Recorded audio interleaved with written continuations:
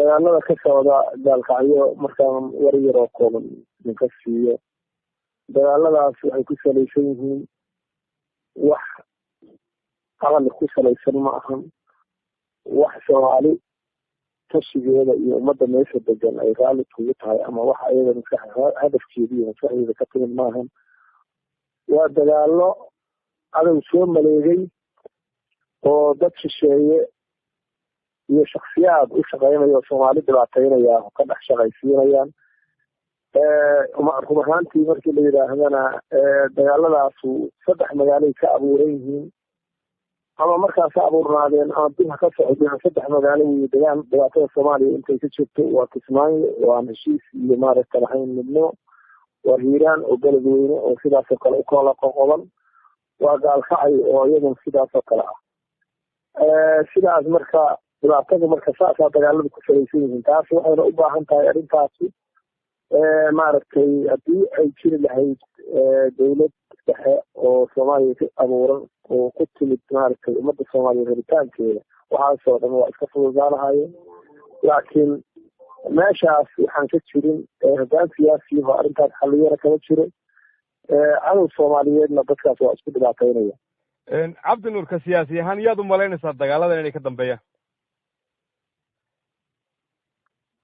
wallahi inaan qole arabaado ma rabo laakiin haddeer sida ay iyakuba qorteen dadka degaamada qorteen waxay leeyihiin oo si cad u sheegayaan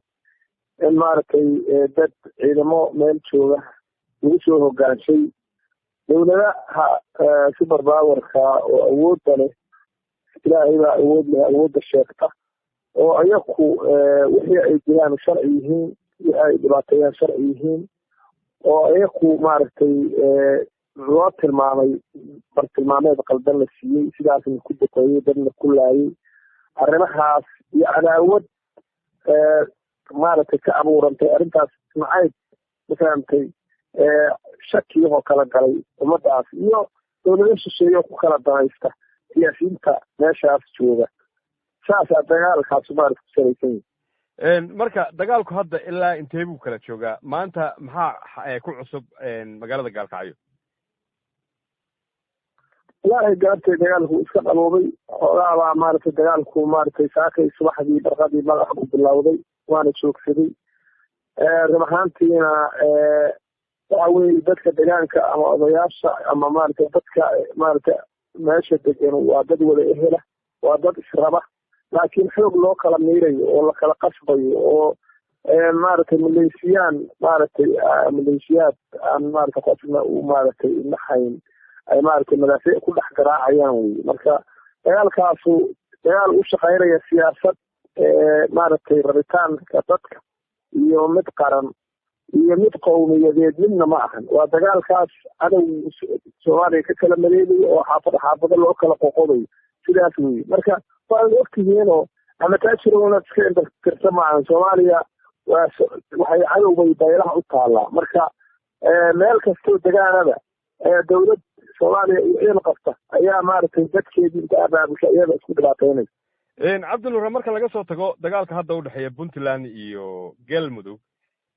dad badan baa aaminsan xitaa dagaalka in ahlu sunna ay dhinac kaga jirto arrinta adugu maxaad kala socotaa mase isleeday way ku jirtaa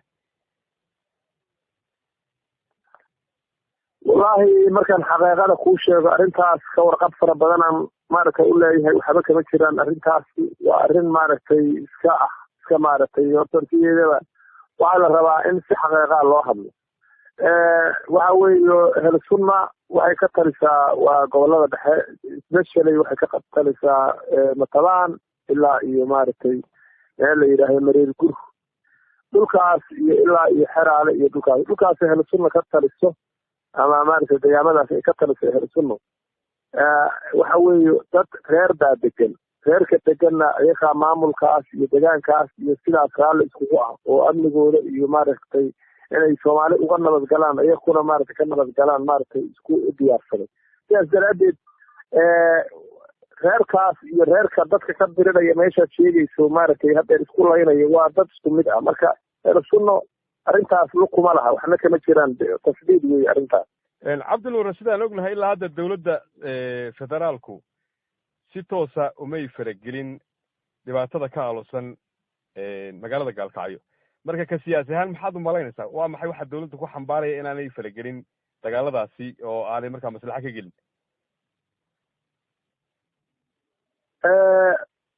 xaqiiqadii haddee dawladdu haddeer wakti uma hayso. dawladdu waxay madaxdeedii waxay ku jirtaa maaragtay cambaign iyo xaflado iyo sidii loo dooran lahaa iyo usoo noqon lahaayeen iyo xildhibaan goobid iyo waxaasi ku mashquulsanta. waxa weeye dadkii meesha deganaabaa islaynaya wax danaynayaana hun ma jiraan. dawladduna maaragtay sidaad la socoto haddii mar hogaankii ugu sarreeyey isagiiba uu waktigiina ka dhammaaday doorashana isagii goobanayo oo wax goobanayo markii horena maaragtay uusan maaragtay aysan jirin waxyaalo xal u aho arrimahaasi dawladdu ay maaragtay isleedahay soomaaliya marxaladeeda aysan tashi gelin. marka kama muuqato meeshaas wax siyaasadahoo dhinaca dawladda ka imaanaya kama muuqdaan. cabdinuure waxaa tahay siyaasi soomaaliyeed siyaasadda soomaaliyana in badan kala socda. marka adigu maxaad u jeedinaysaa dhinacyada ku dagaalamaya gaalkacyo? wallahi adeer hadda qof kastoo wax gartaa taas hadafkaasaan qaba adeer waxaa jirtaa adigu niman khiyaarahon kala hadlay garowe oo aan maaragtay ka codsaday inay gaalkacyo yimaadaan. niman galbeed iyo maaragtay aan kala hadlay dhinacaan in maaragtay dadkaas loo gurmado oo la kala hadliyo.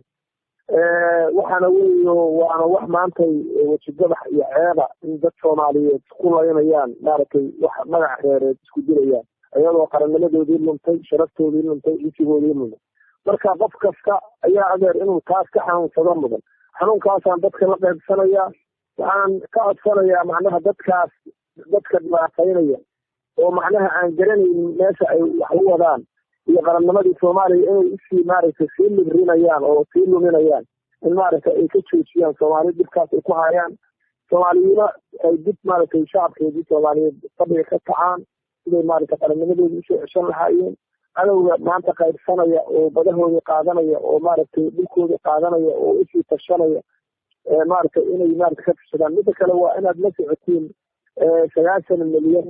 oo qalqal ku dhacay siyaasadeed ayaa dhinaca naga taalla. 90kaas milyan markay soo dumaan waxaa suurtagala macaal ciidamada gudaha joogaa inay dhulka iska qabsadaan oo maaragtay maanta dawlad awooddeeda naga kor qaadi kartaa oo ma jirto.